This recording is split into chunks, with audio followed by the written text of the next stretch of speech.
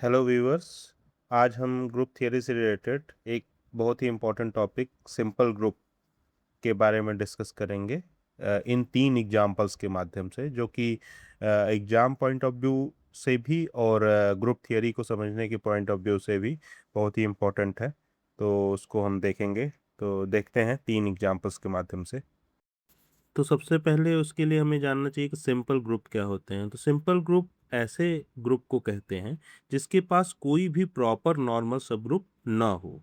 जैसे कोई भी ग्रुप होता है उसके पास हमेशा ही दो इम्प्रॉपर नॉर्मल सब ग्रुप एग्जिस्ट करते हैं। वो कोई भी ग्रुप होगा, एक तो सिंगलटन आइडेंटिटी लेके बना दें एक, और एक वो खुद जी, जैसे जी है अगर एक ग्रुप, तो जी के दो इम्प्रॉपर नॉर्मल सब ग्रुप हमेशा एग्जिस्ट करेंगे। इनके अलावा कोई भी प्रॉपर नॉर्मल सब ग्रुप नहीं एग्जिस्ट करना चाहिए अगर किसी ग्रुप को सिंपल ग्रुप होना है तो। ठीक है। जैसे एग्जांपल 1 है, तो इसमें ये कह रहा है कि so that no group of order 10 is simple.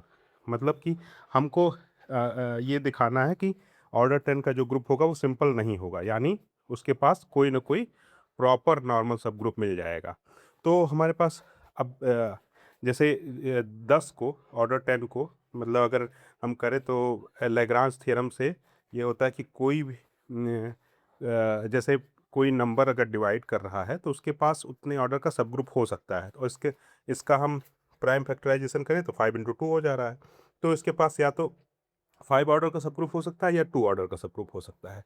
तो अब ये गारंटी नहीं है कि वो नॉर्मल होगा कि नहीं होगा। अगर हम ये दिखा ले जाए कि ये नॉर्मल हो जाएगा, तब यहाँ पे हमारी बात प्रूफ हो जा रही है। तो अब हम या तो 5 को ले लें या 2 को दे लें। एक भी हम दिखा ले गए कि एक भी इसके पास नॉर्मल सब ग्रुप है, तो वो कह देंगे कि हम ये सिंपल नहीं रह गया।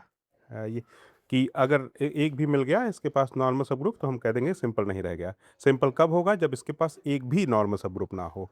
तो जैसे हम 5 को लेके चलते हैं, 2 को भी ले सकते हैं, 5 को भी, तो एक मिल जाना है हमको, चाहे 5 पे दिखा दें या 2 को दिखा दें।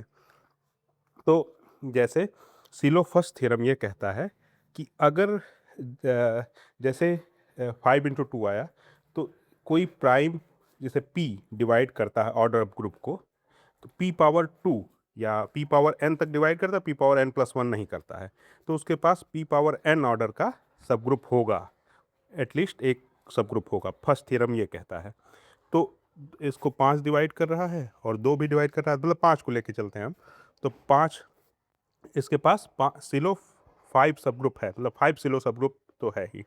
तो अब 5 के लिए कंसिडर करते हैं। अब यहाँ पे सिलो थर्ड थ्योरम लगेगा। सिलो थर्ड थ्योरम ये कहता है कि अगर p जैसे सिलो p सब ग्रुप है, तो 1 + p ये डिवाइड करना चाहिए पूरे ऑर्डर ऑफ ग्रुप को।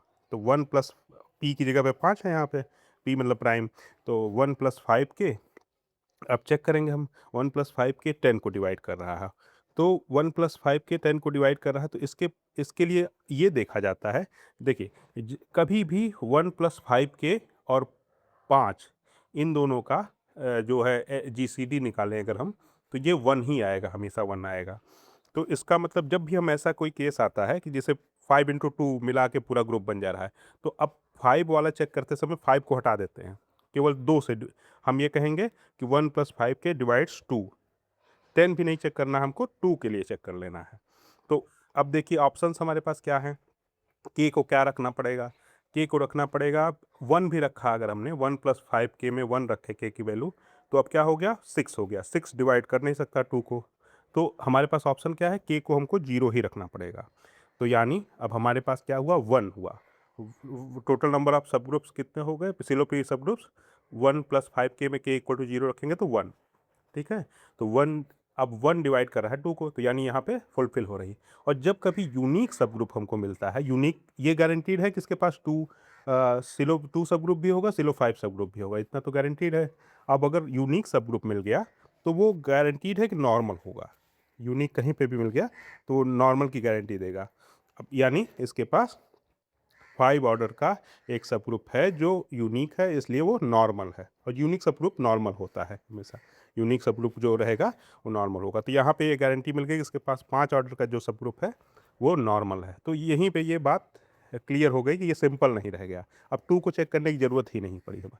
अगर ये यूनिक नहीं होता, हमारे पास 10 ग्रुप्स मिल जाते, या मतलब सॉरी 10 सब ग्रुप्स मिल जाते, 5 सब ग्रुप्स मिल जाते कुछ, तब हमको आगे कुछ आर्गुमेंट देना पड़ता। तो यहाँ पे बात प्रूफ हो गई कि जी सब सिंपल नहीं है।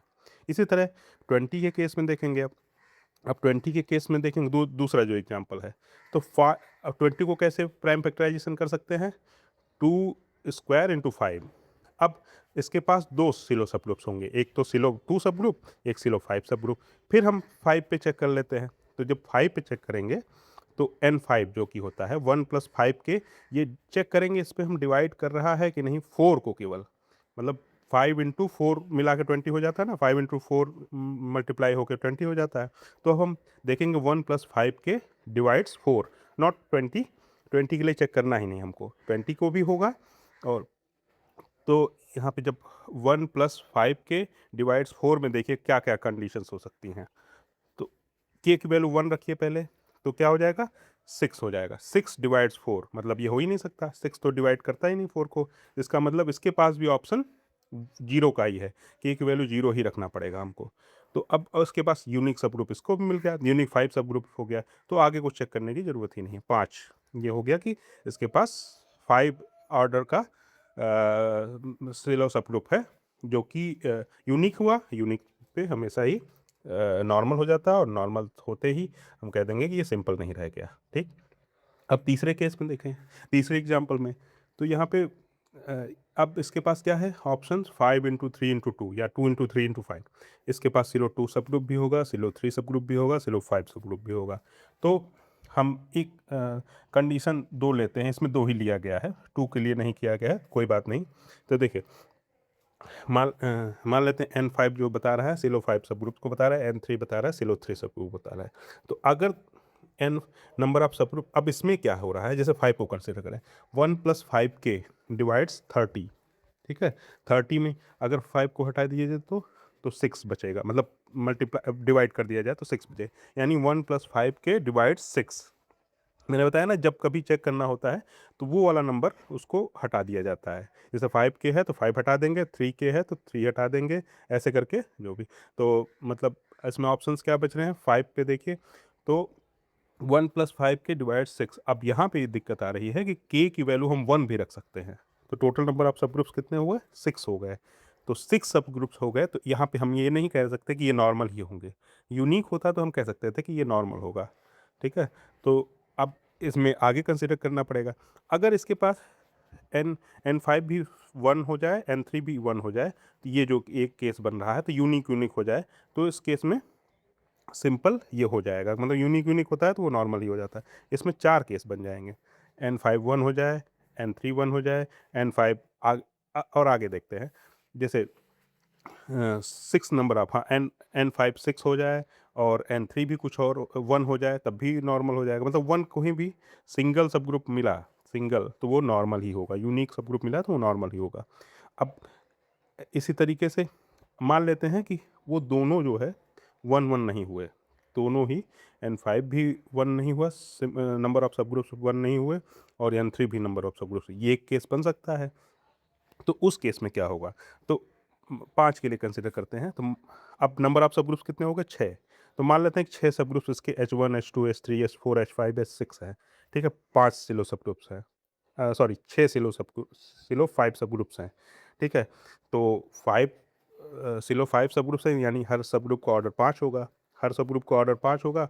तो एक थियरम है जिसमें ये बताता है कि अगर H1 H2 दो सब ग्रुप्स हैं, तो order of H1 intersection H2 जो डिवाइड करेगा ऑर्डर ऑफ H1 को भी करेगा, ऑर्डर ऑफ H2 को भी करेगा। तो सबके ऑर्डर 5 हैं, तो 5 को डिवाइड करने वाला, अब इसमें देखिए सारे सब ग्रुप्स अलग अलग हैं, तो इसमें कोई भी कॉमन नहीं होगा। कॉमन में क्या आएगा, आइडेंटिटी आएगी कॉमन। ठीक है, अब इसके पास कितने एलिमेंट्स हैं जो ऑर्डर 5 के हैं, जैसे 6, टोटल नंबर ऑफ सब ग्रुप 6 हैं, हर हर सब ग्रुप में 5 5 एलिमेंट होंगे, तो कुल मिला जुला के 6 पच्चे 30 एलिमेंट्स हो गए। 30 एलिमेंट्स में 6 एलिमेंट्स ऐसे होंगे जिन जो आइडेंटिटी होगा, क्योंकि हर सब ग्रुप में आइडेंटिटी का होना जरूरी होता है। आइडेंटिटी आ गया, आइडेंटिटी का ऑर्डर कभी एक से ज़्यादा नहीं हो सकता, एक ही होता है आइडेंटिटी का ऑर्डर। क्यों? तो इसके पास 24 ऐसे 6 को हटा दीजिए, 24 एलिमेंट्स ऐसे हैं जिनका ऑर्डर 5 है, ठीक है? 24 एलिमेंट का 5 है। फिर उसी तरीके से सिलो 3 सब ग्रुप को कंसीडर करिए। अब देखिए सिलो 3 सब ग्रुप में जो जो नहीं चेक किया गया है यहाँ पे, 1 + 3 के डिवाइड्स 3 हटाइए इसमें से, 5 × 3 × 2 में से 3 हटाएँगे तो 5 × 2, 1 + 3 के डिवाइड्स 5 × 2 यानी 10, 1 + 3 के डिवाइड्स 10। तो इस केस में k की वैल्यू क्या-क्या हो सकती है? मैक्सिमम कितनी हो सकती है? अगर 3 तियाँ 9 कर दें, k की वैल्यू 3 रख दें, तब भी ये 9 + 1 10, 10 को डिवाइड करता है। तो इसका मतलब नंबर ऑफ सिलो सबग्रुप्स इसके पास 10 हो जाएँगे, सिलो 3 सबग्रुप्स। तो 10 सबग्रुप है। अगेन हम एक-एक आइडेंटिटी होती है, आइडेंटिटी 3-3 ऑर्डर के सबग्रुप्स हैं। हम सब में से एक-एक आइडेंटिटी हटा दें, तो कितनी आइडेंटिटी हमने हटा दी? आइडेंटिटी एलिमेंट्स 10 एलिमेंट्स हटा दिया हमने। तो टोटल नंबर ऑफ एलिमेंट्स बचे 20, ठीक है? हमने माना है कि इसके पास एक 5 सबग्रुप्स भी है जिसमें एलिमेंट्स की संख्या 24 है, और 3 सबग्रुप्स भी है जिनमें एलिमेंट्स की संख्या 20 है। अब 24-20 मतलब कि दोनों सबग्रुप्स हमने मान लिया है। 24 + 20 मिला के 44 हो गया। नो सॉरी, हाँ 44 हो गया। जबकि ग्रुप का ऑर्डर ही 30 है। ग्रुप 30 से ज़्यादा हो ही नहीं सकता। तो इसका मतलब इसके सबग्रुप इस सबग्रुप से इनके ज़्यादा हो गए, मतलब एलिमेंट्स ज़्यादा हो गए इसमें। तो ऐसा संभव नहीं है। तो इसलिए ये कॉन्ट्रडिक्शन हो जा रहा है। तो इसलिए ये सिंपल नहीं हो सकता। मतलब इसमें कोई ना कोई सबग्रुप जो है नॉर्मल मिल ही जाएगा। तो इस तरह से सारे केसेस डिस्कस हो गए इसमें। यहाँ पे इतने केसेस डिस्कस करने की ज़रूरत इसीलिए पड़ी क्योंकि यूनिक वाला केस इसमें मिल नहीं पा रहा था। ऐसी संभावना बनी रह रही थी कि यूनिक ना हो, ठीक है?